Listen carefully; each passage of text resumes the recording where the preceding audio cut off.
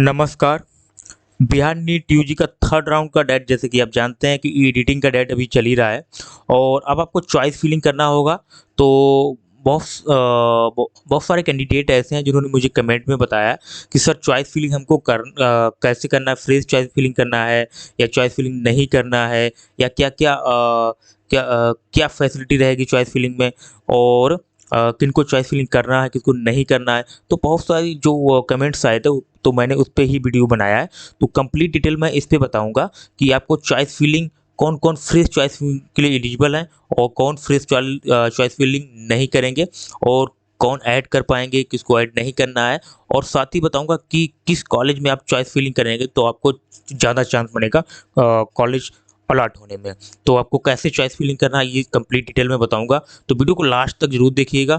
और जब तक मैं कोई प्रूफ नहीं, देखिए मेरे पास ये है, जब तक मैं वीडियो वही बनाता हूँ, जब तक कोई प्रूफ आपको नहीं दिखाऊंगा तब तक मैं वीडियो नहीं बनाता हूँ। तो सबसे पहले मैं बात कर लेता हूँ जो यहाँ का चॉइस फिलिंग का डेट है। तो मैं जैसे कि आप देख पा रहे हूँ मैंने हाईलाइट इसको कर रखा है, हाईलाइट तो नहीं कर रखा लेकिन मैंने इसको सर्कल में बंद कर रखा है। और ये प्रपोज डेट है। प्रपोज डेट का मतलब हो सकता है आगे पीछे भी हो, आगे एक्सटेंड भी हो सकता है, लेकिन ऐसा चांस बहुत कम है। 99% यही आपका चॉइस फिलिंग डेट रहने वाला है जहाँ तक मुझे आइडिया है, ठीक है। लेकिन यहाँ पे एक कंडीशन ये आता है कि चॉइस फिलिंग का ठीक है सबसे कि जो चॉइस फिलिंग का अभी तक कोई नोटिफिकेशन नहीं आया। क्या नहीं आया? नोटिफिकेशन नहीं आया कि थर्ड राउंड में चॉइस फिलिंग कौन कौन कैंडिडेट कर पाएंगे। हालांकि जो आप 11 सितंबर का जो नोटिफिकेशन आया है उसमें तो लिखा है कि चॉइस फिलिंग कौन कौन कर पाएंगे। तो सबसे पहले मैं उस पर ही बात कर लेता हूँ, मैं ओपन कर लेता हूँ। ये आप देखेंगे, सॉरी 18 सितंबर का ये है। यहाँ पे आप देखेंगे 18 सितंबर को जो कि पब्लिश हुआ था, जारी हुआ था नोटिफिकेशन। तो इसमें कुछ कंडीशन लिखा है तो उस पर मैं पहले चर्चा करता हूँ, फिर मैं कंफर्म करूँगा कि कौन सा कॉलेज आपको चॉइस फिलिंग में फर्स्ट नंबर पर रखना है जिससे आपको सबसे पहले सीट मिलने वाला है, ठीक है। तो सब और सीट वाइज बताऊंगा किस सीट में कितना सीट वैकेंट है ये भी डिस्कस करके मैं कंप्लीट डिटेल बताने वाला हूँ। तो वीडियो को कंप्लीट जरूर बात कीजिएगा। इस 100% आपको इसमें प्रॉफिट मिलने वाला है, यानी कि बेनिफिट मिलने वाला है, ये आपको ठीक है जान लेना है। तो जल्दी से बिना देरी करके स्टार्ट करता हूँ। देखिए कौन कौन एलिजिबल है, जैसा कि आप जानते हैं इसमें चॉइस फिलिंग में जो कैंडिडेट, मैं बता देता हूँ ये भी मौखिक, पहले मैं इसको पढ़ के बता देता हूँ, उसके बाद उसके अलावा भी मैं बताऊंगा जो इसमें नहीं लिखा हो, नहीं मेंशन है, ठीक है। आप जैसे कि आप देखेंगे यहाँ पे आप देखिए इस पॉइंट में आपको नहीं जाना, ये तो एलिजिबल के लिए है कि थर्ड राउंड में जो जो बच्चे इंटरेस्टेड थे वो अपना रजिस्ट्रेशन करेंगे और जो भी है कैंडिडेट ये लिखे। और चॉइस फिलिंग की अगर बात करूँ तो यहाँ पे देखिए आप यहाँ से देखेंगे इस पॉइंट में in the light advertisement number इतना इतना और who have been allotted fresh retain upgraded in seat round 2। अब यहाँ पे देखेंगे जिनको फ्रेश रिटेन और अपग्रेडेड राउंड 2 में जो सीट अलॉट हुआ था, आपको फ्रेश मिला हो या आपको रिटेन मिला हो या आपने अपग्रेड किया और आप किसी कारण से, फिर क्या है, किसी कारण से आप रिपोर्टिंग सेंटर पर डॉक्यूमेंट वेरिफिकेशन के लिए नहीं जा पा रहे हैं, ठीक है, इसमें ये बोला गया। तो आप जब डॉक्यूमेंट वेरिफिकेशन के लिए नहीं गए वहाँ पे, ठीक है, एक तो कंडीशन ये होगा आपको सीट अलॉट हुआ, ठीक, और आप डॉक्यूमेंट वेरिफिकेशन के लिए नहीं गए वहाँ पे, ठीक है, ठीक है, क्लियर हुआ होगा। उसके बाद आपने जो आपको सीट रिटेन हुआ है और दूसरा अपग्रेडेड जो सीट था आपका, तो ये कैंडिडेट क्या है, ये इन लोगों को क्या करना पड़ेगा, इनको फ्री चॉइस फिलिंग करना पड़ेगा। इसमें लिखा है इनका चॉइस फिलिंग जो है क्या हो जाएगा, नल हो जाएगा, वाइड हो जाएगा। कैसे हो जाएगा कि उसके बाद है कि एक पॉइंट और है इनमें कि जो जिनका सिक्योरिटी फॉरफिट हो गया था, इनकी जिनका सिक्योरिटी फॉरफिट हो गया था और जिन्होंने जिन्होंने सीट रिजाइन किया था, जिनका सिक्योरिटी फॉरफिट हो गया था और जिन्होंने सीट रिजाइन किया और सीट जो रिजाइन किया ऐसे टाइम पे किया कि उनका सिक्योरिटी फॉरफिट हो गया, ठीक है। तो उनको क्या है, उनका पहला वाला जो चॉइस फिलिंग है वो नल हो जाएगा, वाइड हो जाएगा, यानी कि फिर से आपको चॉइस फिलिंग करना है, ठीक है, क्लियर हुआ होगा। फिर से मैं एक बार दोहरा देता हूँ जिससे आपको कोई भी डाउट ना रहे। सबसे पहले सिंपल सा मुद्दा है, मैं सीधा पॉइंट पे आता हूँ कि ऐसे कैंडिडेट जिनको सीट तो अलाट हुआ है, ठीक है, चाहे सेकेंड राउंड में फ्रेश अलाट हुआ हो, चाहे रिटेन हुआ, चाहे अपग्रेडेड हो, और उन्होंने क्या क्या सीट जो है रिजाइन कर दिया है, ऐसे टाइम पे रिजाइन किया है कि जो टाइमिंग था उस टाइम पे जो आपके सिक्योरिटी जो फॉरफिट हो गया है, ठीक है, ऐसे टाइम पे रिजाइन किया सिक्योरिटी जो आपका जब्त कर लिया गया है, तब आपको क्या करना है, चॉइस फिलिंग फ्रेश करना। आपको कैसा करना है, फ्रेश चॉइस फिलिंग करना है, ठीक है। बाकी कैंडिडेट जिनका सिक्योरिटी फॉरफिट हुआ है उनको भी फ्रेश चॉइस फिलिंग करना है, इसमें क्लियर हुआ होगा। और जो डॉक्यूमेंट वेरिफिकेशन के लिए नहीं जा पाए हैं, सीट आपको अलाट हुआ, आप डॉक्यूमेंट वेरिफिकेशन के लिए कॉलेज में नहीं जा पाए हैं, तो वो उनका भी जो चॉइस फिल है वो null हो जाएगा, void हो जाएगा, उनको फिर से चॉइस फिलिंग करना होगा। ठीक है। और देखिए सिक्योरिटी जिनका जब्त हुआ था और जब्त होने का उनको फिर नीचे ये पॉइंट में देखें कि सिक्योरिटी उनको पे भी करना है, जो कैंडिडेट पार्टिसिपेट करना चाह रहे हैं उन्होंने सिक्योरिटी पे भी किया है। ठीक है, क्लियर होगा, तब जाके आप एलिजिबल होंगे, थर्ड राउंड के लिए पार्टिसिपेट करेंगे थर्ड राउंड में और चॉइस फिलिंग कर पाएंगे। क्लियर हुआ होगा, मुझे नहीं लगता कोई डाउट्स है आपका। अब बात करता हूँ जिन कैंडिडेट को फर्स्ट राउंड में सेकेंड राउंड में जिन कैंडिडेट को फर्स्ट राउंड सेकेंड राउंड में सीट अलॉट नहीं हुआ है। क्लियर हुआ होगा, ठीक है। हाँ, उससे पहले मैं एक पॉइंट और कल इस पे बाद में डिस्कस करता हूँ, एक आपको प्रूफ दिखा देता हूँ जो जानना आपके लिए बहुत ज़रूरी है। देखिए इसमें कहीं थर्ड राउंड का ऐसा कुछ नहीं लिखा कि थर्ड राउंड में किसको चॉइस फिलिंग करना किसको नहीं करना है। हालांकि इसमें जो पॉइंट लिखा वो मैंने आपको कंप्लीट बता दिया है। एक मैं यहाँ पे दिखा देता हूँ प्रोस्पेक्टस ओपन करके, जो आपके लिए जानना बहुत ज़रूरी है। मैं प्रोस्पेक्टस ओपन कर लेता हूँ, ठीक है। देखिए ये प्रोस्पेक्टस मैंने ओपन किया है, एक बार मैं फिर से दिखा देता हूँ कि ये प्रोस्पेक्टस ही है, ठीक है। ये प्रोस्पेक्टस है जो अपडेटेड है, यहाँ पे आप देख पाएंगे, ठीक है, अपडेटेड लिखा हुआ है, कोई कन्फ्यूजन नहीं होना चाहिए। उसके बाद इस सीट पे मैं डिस्कस करने वाला हूँ, तो आप वीडियो को लास्ट तक जरूर देखिएगा। इससे देखिए प्रूफ के साथ दिखाऊंगा तो आपको कुछ डाउट जो है आपके क्लियर होंगे। इस वजह से मेरा जो भी मकसद है कि वीडियो बनाने का कि आपको ऐसा दिखाया जाए कि जिससे कोई भी आपको कन्फ्यूजन ना हो। ऐसा नहीं मैं कहीं से उठा के आपको वीडियो प्रोवाइड करा रहा हूँ। देखिए मैं ओपन कर लेता हूँ 10 नंबर, हाँ यहाँ पे आ जाइए। देखिए ये स्टेज मैंने जो कि हाईलाइट कर रखा है जिससे मैं आसानी से मिल सके, ठीक है। अब यहाँ पे आप देखेंगे, देखिए ये साफ साफ ये चेंज हो चुका है। पहले यहाँ ऑफलाइन लिखा था, अब यहाँ पे ऑनलाइन लिखा है, जो कि राउंड 3 भी लिखा हुआ है और स्टेप वैकेंसी भी लिखा है और ऑनलाइन ही होगा, ये क्लियर हुआ, ठीक है। अब देखिए इन्होंने क्या किया, एक अभी इस प्रोस्पेक्टस में एक अपडेट नहीं आया है, वो अपडेट है सबसे बड़ा अपडेट है। यहाँ पे आप जाएंगे, एफ नंबर पे जाना है आपको। देखिए यहाँ पे मैंने हाईलाइट कर रखा है, fresh choice filling modification can be done for round 2 counselling by all eligible following candidate. इन्होंने राउंड 2 के लिए ये बताया था कि ये जो राउंड 2 के कैंडिडेट हैं को वो चॉइस फिलिंग जो करेंगे तो कौन कौन एलिजिबल रहेंगे चॉइस फिलिंग के लिए, ये इन्होंने साफ साफ कर रखा था। तो इसी हिसाब से इनको एक और निकालना चाहिए कि थर्ड राउंड में कौन कौन एलिजिबल रहेंगे, क्या कंडीशन है थर्ड राउंड में, तब जाके वो चॉइस फिलिंग करेंगे या नहीं करेंगे। जैसे कि इसमें लिखा है, देखो फर्स्ट राउंड में कौन, ये फर्स्ट राउंड में जिन्होंने अब फर्स्ट राउंड में जिन्होंने यस कर रखा था, ठीक है, और उनको सीट जो है मिल गया तो वो स्वाइप करेंगे, ऐड करेंगे, डाउन कर सकते हैं चॉइस फिलिंग में। ये सब कंडीशन लिखी हुई है फर्स्ट राउंड में। और जिनको सीट चॉइस फिलिंग राउंड 1 की काउंसलिंग में जो चॉइस फिलिंग है कंप्लीट हुआ है कि नहीं हुआ, उनको प्री रिजेक्ट करने का टाइम दिया गया राउंड 1 में, तो उनको क्या, ये सारी कंडीशन इसमें लिखी हुई है। तो इस हिसाब से कोई ऐसा कोई नोटिफिकेशन नहीं आया है थर्ड राउंड की फ्रेश चॉइस फिलिंग के लिए। जो थर्ड राउंड में आप फ्रेश चॉइस फिलिंग करेंगे या मॉडिफाई करेंगे तो ये नोटिफिकेशन नहीं आया है। हो सकता है ये नोटिफिकेशन आ जाए, और 25 से स्टार्ट है, हो सकता है 24 को इवनिंग तक आ जाए, हो सकता है। तो आप लोग उस वीडियो को जरूर कंप्लीट जरूर बात कीजिएगा, जिससे क्या होगा कि अभी तो अगर नहीं भी आएगा तो मैं इसमें बहुत सारे ऐसे जो आपके डाउट्स हैं वो मैं क्लियर करूंगा। अगर आ जाता तो मैं कंप्लीट उस वीडियो में आपको बताऊंगा कि आपको कैसे चॉइस फिलिंग करना है, ठीक है। तो अभी मैं जो सीट बैकेंड पे है उस पर चर्चा करता हूँ। बाकी मैंने बता दिया आपको कि कौन कौन जो ये तो कंप्लीट, इसमें कोई इशू नहीं है। जो मैंने आपको बताया है कि जो कैंडिडेट जिनका सिक्योरिटी जब्त हुआ है उनको तो चॉइस फिलिंग null हो जाएगा, वाइड हो जाएगा, उनको तो फ्री चॉइस फिलिंग करनी है करनी। अब बात कर लेता हूँ जो कैंडिडेट, ओपन कर लेता हूँ डेट भी मैं। देखिए जो कैंडिडेट देखिए जो candidate first round second round में उनको सीट अलॉट नहीं हुआ है जिन कैंडिडेट को, ठीक है, तो वो क्या करेंगे, वो तो चॉइस फिलिंग अगर नहीं भी करते हैं तो उनका जो पहला वाला चॉइस फिलिंग है वही सेम रहेगा, ठीक है, वो लॉक हो जाएगा। अगर आप चॉइस फिलिंग आप एडिटिंग वगैरह कर सकते हैं तो बिल्कुल आपको ऑप्शन मिलेगा, आप चॉइस फिलिंग बढ़ा सकते हैं और चेंज भी कर सकते हैं, जहाँ तक मुझे आइडिया है। और आपको भी देखिए, आपको सबसे अच्छा है कि अगर कोई नोटिफिकेशन नहीं देते हैं तो जो कैंडिडेट को फर्स्ट राउंड सेकंड राउंड में सीट अलॉट नहीं हुआ तो उनको क्या करना है, अपना पोर्टल चॉइस फिलिंग के टाइम ओपन करना है। अगर आप वहाँ ऑप्शन आ रहा है चॉइस फिलिंग का, ठीक है, चेंज करने का या फिर ऐड करने का, तो आप बिल्कुल मॉडिफाई कीजिएगा, चेंज कीजिएगा, जो भी ऑप्शन आ रहा है तो आप कर लीजिएगा, कोई दिक्कत नहीं। और मुझे लगता है उससे पहले नोटिफिकेशन आ जाना चाहिए जिसमें क्लियर हो जाए कि कैसे कैसे किसको चॉइस फिलिंग करनी है, ठीक है। तो ये आप सीट वैकेंट मैं बात करता हूँ कि किस कॉलेज में कितना सीट वैकेंट है, आपको कैसे चॉइस फिलिंग करना है अगर आपका मार्क्स कम है तब, ठीक है। तो मैं सीट मैट्रिक ओपन कर लेता हूँ।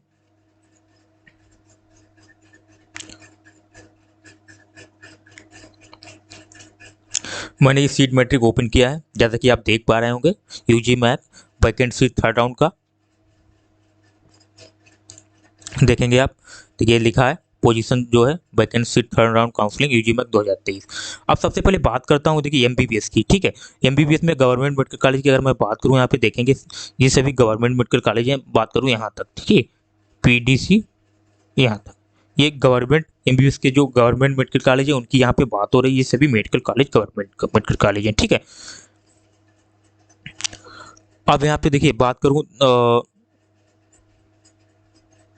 देखिए यहाँ पे बात करूँ मैं, सबसे ज़्यादा अगर सीट वैकेंट है तो आप यहाँ पे देखेंगे गया में, देखिए गया में 47 सीट है, यानी कि सबसे कम तो नहीं है, लेकिन सबसे ज़्यादा सीट अगर आप देखेंगे तो आपको देखने को मिल जाएगी यहाँ पे 75 सीट। ये आप 75 सीट देखेंगे, ठीक है। ये 75 सीट आपको देखने को मिलेगी जीएमसी बेतिया में। ये कितनी है? 75 सीट इसमें है बेतिया में। तो देखिए जिनका कम मार्क्स है, गवर्नमेंट वाले जो बच्चे गवर्नमेंट में अप्लाई कर रहे हैं, जिनका कम मार्क्स है तो उनको सबसे ऊपर पहला ऑप्शन आपको बेतिया का ही रखना है, तो जिससे आपको सीट मिलने का चांस ज़्यादा रहेगा, क्योंकि ये एक तो माइनॉरिटी नहीं है, कोई भी इसमें सीट जो है सीट के लिए मतलब आप चॉइस फिलिंग कर सकते हैं, ठीक है। इसमें ऐसा नहीं कि एनआरआई का कोटा है, ऐसा कुछ भी नहीं है इसमें, तो आपको चांस बनता है कि सबसे पहले आप इस कॉलेज को सबसे आगे रखना है। और देखिए कट ऑफ जो जाता है, कट ऑफ मार्क्स जाता है वो कॉलेज वाइज अलग जाता है, किसी कॉलेज में कम हो जाता है, किसी कॉलेज में ज़्यादा भी हो जाता है। ऐसा नहीं कि जिस कॉलेज में वो सेम जाए, जैसे कि आप प्राइवेट में ही देख लीजिए, किसी में 170 से एडमिशन हुआ है, किसी में 160 भी एडमिशन हुआ है, किसी में 180 भी एडमिशन हुआ है, तो इस हिसाब से इसका भी रहता है। बच्चे कमेंट कर रहे थे कि सर जो कट ऑफ जो था आपने मुझे गलत बता दिया है, तो कट ऑफ देखिए ऊपर नीचे रहता है, और मुझे जहाँ तक बताया गया तो वो वही मैंने आपको कट ऑफ बताया, जिन कैंडिडेट का एडमिशन हुआ था तो वो कट ऑफ मैंने बताया था, ठीक है। क्लियर हुआ होगा। तो सबसे पहले आपको ये रखना है, सेकंड में आपको जो सीट वैकेंट जिसमें जाना है वो आपको रख लेना है, जैसे कि आप देख पा रहे होंगे। सेकंड की अगर मैं बात करूँ तो यहाँ पे आप 67 देखेंगे, ठीक है, आपको देखने को मिल जाएगा 67, ये आपको देखने को मिलेगा, भागलपुर में है, ठीक है। आप यहाँ खुद आप देख भी सकते हैं, ये 67 भागलपुर में है, जेएलएनएमसी भागलपुर, इसको आप सेकंड में रख लीजिएगा। बाकी आप आसानी से समझ सकते हैं, गवर्नमेंट के लिए क्लियर हुआ। ऐसे आपको जो सीट है अपना सबसे टॉप में रखना है जिसमें वैकेंसी ज़्यादा है। पहले था कि देखिए फर्स्ट राउंड सेकंड राउंड में क्या रहता है कि वैकेंसी तो फुल है, जितना था उतना ही रहता है, जैसे 150 है, जिस कॉलेज में 150 है तो आप कोई भी कॉलेज सिलेक्ट कर लीजिए, उसमें क्या रहता है चॉइस फिलिंग में कि आपको अगर मिलेगा नहीं मिलेगा। अब ये वैकेंसी जिसमें जाना आपको उसमें सिलेक्ट करना है, ठीक है। जिनका कम मार्क्स है उनके लिए मैं बोल रहा हूँ, और बाकी जिस कॉलेज के जो इंटरेस्टेड हैं स्टूडेंट वो उसमें अप्लाई कर सकते हैं, कोई इशू नहीं है उसके लिए, ठीक है। अब बात कर लेता हूँ बीडीएस का। तो बीडीएस में तो आप देखेंगे यहाँ पे ये दो मेडिकल कॉलेज हैं, आप देखेंगे यहाँ पे। गवर्नमेंट की बात करूँ तो आप तो दोनों मेडिकल कॉलेज आप सिलेक्ट कर लीजिएगा, इसमें कोई इशू नहीं। जो जिसमें ज़्यादा सीट वैकेंट है उसको आप पहले सिलेक्ट करेंगे आप, ठीक है। क्लियर हुआ होगा। अब प्राइवेट मेडिकल कॉलेज के लिए बहुत बड़ा मुद्दा है, प्राइवेट मेडिकल कॉलेज के जिनका बच्चों का नंबर बहुत कम है, तो उनको मैं बहुत अच्छा यहाँ पे बताने वाला हूँ कि आपको करना क्या है। चॉइस फिलिंग के टाइम आप क्या गलती करते हैं, वो गलती आपको नहीं करनी है। देखिए सबसे पहले आप जानते हैं कटिहार, कटिहार का बहुत हाई मार्क जाता है, आपको पता है, और ये एक अच्छा पीजी कॉलेज है, ठीक है। तो इसमें आपको जिनके कम मार्क्स हैं तो मुझे लगता है उनको फर्स्ट में इसको सिलेक्ट नहीं करना चाहिए जिनके कम मार्क्स हैं, क्योंकि आपको मिलना भी नहीं है, और इसमें एनआरआई कोटा भी है। एक बहुत बड़ा मैं अपडेट यहाँ पे आप बताऊंगा आपको, देखिए 18 सीट में एनआरआई की है। तो जो कैंडिडेट मेरे पास कमेंट भी किए थे कि सर मुझे क्या कटिहार मिल सकता है, देखिए अब कटिहार मिलना मुश्किल है। क्यों? उसका रीज़न ये है, पहले क्या था कि इन्होंने नोटिस निकाला था कि रजिस्ट्रेशन जो होगा उसमें आप एडिट नहीं कर सकते हैं, और सिक्योरिटी डिपॉजिट वाला जो आपने दिया था कि जो सिक्योरिटी रीपे करना होगा, सिक्योरिटी आप रीपे कर पाएंगे लेकिन आप एडिटिंग नहीं कर पाएंगे, ना आप करेक्शन कर पाएंगे। अब इन्होंने ऑप्शन दे दिया आप एडिटिंग भी कर सकते हैं और करेक्शन भी कर सकते हैं, ये सब ऑप्शन दे दिया। तो इस कंडीशन में क्या है कि जो बच्चे एनआरआई में अप्लाई करना चाह रहे थे, अब वो अपना डाटा चेंज करके यानी एडिट करके एनआरआई में क्या करेंगे, अप्लाई कर देंगे, तो वो एनआरआई के लिए एलिजिबल हो जाएंगे। तो अब आपको बहुत कम चांस बनता है कटिहार का, पहले चांस बनता था, अब बहुत कम चांस बनता है, ठीक है। तो अब वो फिर भी एनआरआई का सीट बचेगा, ऐसा नहीं है कि नहीं बचेगा। अब ये चांस हो गया कि एनआरआई कोटा जो है उसमें अब सीट कम बचेगा, अब एनआरआई से हो जाएगा, बहुत ज़्यादा एडमिशन हो जाएगा एनआरआई से, क्योंकि एडिटिंग का ऑप्शन डाल दिया। अगर एडिटिंग का ऑप्शन नहीं डालते तो सीधा सिंपल है कि फर्स्ट राउंड और सेकंड राउंड में जो स्टूडेंट ने जो अपना रजिस्ट्रेशन किया तो उन्होंने अपना जो कैटेगरी भरा तो वही रहेगा उनका, वो चेंज ही नहीं कर सकते, तो उससे मामला वो फंस जाते, तो उनको डर था। अब जो जाके क्या करेंगे, अब वो चेंज कर सकते हैं, ठीक है, चेंज कर सकते हैं, तो एनआरआई कोटा के लिए अप्लाई कर सकते हैं। तो ये कम चांस कटिहार का मर रहा है, जो प्राइवेट मेडिकल कॉलेज बच्चों का नंबर कम है उनको रिस्क नहीं लेना है, ठीक है। तो आपको करना क्या है, हालांकि मैं बताऊंगा कि आपको कौन से कॉलेज सबसे पहले सिलेक्ट करने हैं। ठीक है, देखिए कॉलेज अगर अच्छे की बात करूं तो कॉलेज अच्छा ही है कटिहार, लेकिन आप नंबर आपका हाई नहीं है तो आप इसके लिए एलिजिबल नहीं हो पाएंगे। क्या फ़ायदा, आपको जो कॉलेज मिल रहा होगा वो भी नहीं मिल पाएगा। ठीक है, अब ये जानते देखिए Lord Buddha Kosi medical college. अब आज इसमें देखेंगे आप सहरसा में जो है Lord Buddha Kosi medical college, इसमें 24 सीट वैकेंट है जो कि आप देख पा रहे हैं। ठीक है, कितना है 24 सीट वैकेंट है, तो इसमें भी बहुत कम चांस बनता है। जो बच्चे जिनके कम मार्क्स हैं उनके लिए बहुत कम चांस बनता है। ठीक है, अब यहाँ पे आइए मधुबनी मेडिकल कॉलेज। ठीक है, मधुबनी मेडिकल कॉलेज में आप देखेंगे यहाँ 63 वैकेंसी है। कितना 63, सबसे ज़्यादा वैकेंसी अगर किसी कॉलेज में है प्राइवेट मेडिकल कॉलेज में तो 63 मधुबनी मेडिकल कॉलेज में। तो अब मैं आपको देता हूँ जिनका सबसे कम मार्क्स है। आप कहेंगे सर जिसमें ज़्यादा वैकेंसी है वो तो मैं मार्क्स देता हूँ, लेकिन नहीं, आपको मधुबनी मेडिकल कॉलेज नंबर 1 पे दे देना है। कितने, नंबर 1 पे। तो इससे क्या होगा, मैं इसका रिकॉर्ड बता देता हूँ आपको। चांस इसलिए आपका बनेगा, कम नंबर है आपके। देखिए पिछली बार क्या हुआ, तो मधुबनी मेडिकल कॉलेज में स्ट्रे वैकेंसी गया था, यानी कि जो सीट है जो वैकेंट रह गया था, तब ऑफलाइन मतलब जो है इसमें एडमिशन हुआ था। पूरा रिकॉर्ड मुझे पता है मधुबनी मेडिकल कॉलेज का। तब बच्चों ने वहाँ जाके एडमिशन लिया था और 3-4 दिन में सीट फुल हो पाया था। तो आपको चांस बनता है कि मधुबनी मेडिकल कॉलेज में आप ट्राई कीजिए, सबसे 1 नंबर पर चॉइस फिलिंग करेंगे। तो मैं आपको इतना तो नहीं बोलता, लेकिन मैं 99% चांस देता हूँ कि आपको मधुबनी मेडिकल कॉलेज अगर सिलेक्ट करते हैं जिनका कम मार्क्स है तो उनको बिल्कुल चांस मिलेगा इसमें।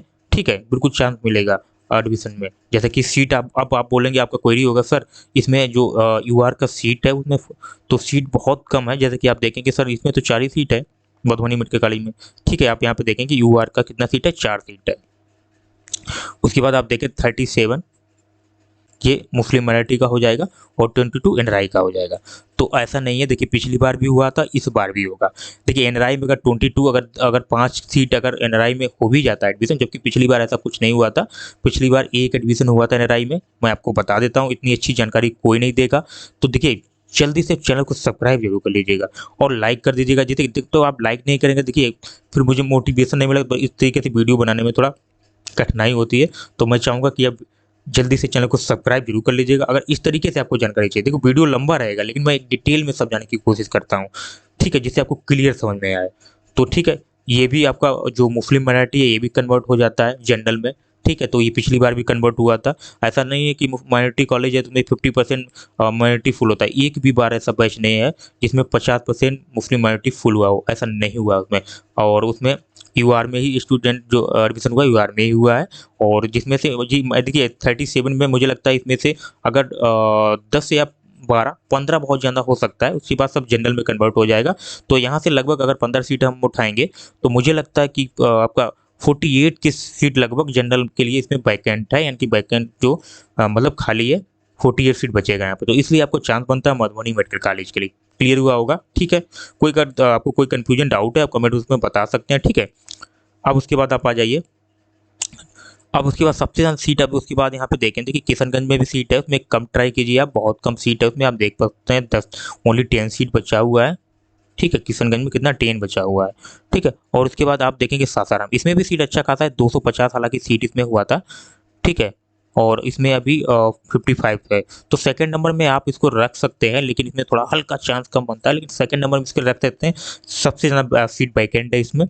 और बाकी अच्छा कॉलेज, देखिए अच्छे कॉलेज की मैं बात कर रहा हूँ यहाँ पे, जो कॉलेज अच्छे हैं उनकी बात कर रहा हूँ, जो अच्छे कॉलेज है उनकी बात कर रहा हूँ। ठीक है, बाकी आप अगर RDGM भी रखेंगे तो आपको चांस मिलेगा। ठीक है, उसके बाद नेताजी, देखिए नेताजी सुभाष मेडिकल कॉलेज, तो इसमें भी 23 सीट है। तो इसमें थोड़ा आप देखिए बैक सीट के हिसाब से रखिए। उसके बाद फिर नारायण इंस्टीट्यूट ऑफ सहरसा, इसमें आप चांस ले लीजिए, इसमें आपको सीट मिल जाएगा, 3rd नंबर पे आप रख सकते हैं। ठीक है, और उसके बाद आप RDGM रख सकते हैं 4 नंबर पे। ठीक है, RDGM आप छोड़ दीजिए, 4 नंबर से अच्छा है कि आप अपना ये Netaji Subhash medical college 4 number पे रख दीजिए, प्राइवेट वाले सबसे अच्छा रहेगा। ठीक है, बाकी फिर आप अपने हिसाब से RDGM है ही आपका, वो अपना सेलेक्ट कर सकते हैं। ठीक है, RDGM है, उसके बाद आप लास्ट में कटिहार रख लीजिएगा अगर आपको रखना है तो। और चॉइस फिलिंग तो आप जानते हैं कि कितना भी चॉइस फिलिंग आप कर सकते हैं, उसके लिए कोई दिक्कत नहीं है। ठीक है, कितना भी चॉइस फिलिंग, लेकिन नंबर 1 पे आप एक ही चॉइस फिलिंग कीजिए। और देखिए उन कैंडिडेट के लिए मैं बता दूं जिनको सिर्फ फिक्स करना है कि हमको कटिहार ही लेना है। ठीक ठीक है। तो आपको सिर्फ कटिहार ही सिलेक्ट कर लीजिए, आप छोड़िए। आपको आप अगर मान लेते कि सर हमको कटिहार ही लेना है और कटिहार नहीं मिलता तो मुझे एडमिशन नहीं लेना है इस साल, तो आप सिर्फ एक काम कीजिए, आप एक ही कॉलेज सिलेक्ट कीजिए, सिर्फ कटिहार। ठीक है, डन होगा, कोई दिक्कत नहीं इसमें। अगर आपको ऐसा लगता है कि एडमिशन नहीं लेना, आप चाह रहे हैं कि हम नेक्स्ट ईयर ट्राई करेंगे, इस बार अगर मान के चलिए किशनगंज लेना है तो किशनगंज ही लेंगे। तो इस तरीके से देखिए सीट जो बैकेंड है उसके हिसाब से मैंने जानकारी दे दी आपको। ये एमबीबीएस का कंप्लीट हुआ है। अब यहाँ पे प्राइवेट एमपीडीएस की बात करूँ तो मैं मिथिला माइनॉरिटी डेंटल कॉलेज की अगर बात करूँ, देखिए यहाँ पे आप उस हिसाब से सिलेक्ट कर लीजिएगा। सबसे ज़्यादा वैकेंसी अगर देखें तो BR अम्बेडकर में है, इस फर्स्ट में आपको इसमें रखना है, सेकंड में इसको रख लेना है। उसी हिसाब से आपको यहाँ पे सिलेक्ट कर लेना है, BDS वालों के लिए भी।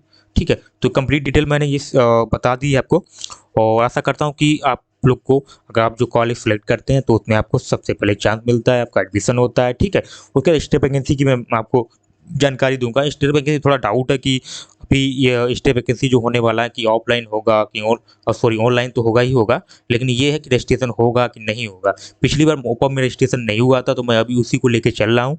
ठीक है, अगर हो सकता है ये कोई ऐसा नोटिफिकेशन दे तो इसमें रजिस्ट्रेशन हो भी सकता है, तो मैं भी 100% श्योर नहीं हूँ कि रजिस्ट्रेशन नहीं होगा, तो रजिस्ट्रेशन हो भी सकता है, लेकिन 99% मुझे लगता है नहीं होना चाहिए, क्योंकि पिछली बार थर्ड राउंड में नहीं हुआ था, मोपा राउंड में नहीं हुआ था बिहार में, जो कि बात कर रहा हूँ। ठीक है, तो ये वीडियो कंप्लीट हुआ। मैं मिलता हूँ नेक्स्ट वीडियो में, तब तक के लिए जय हिंद।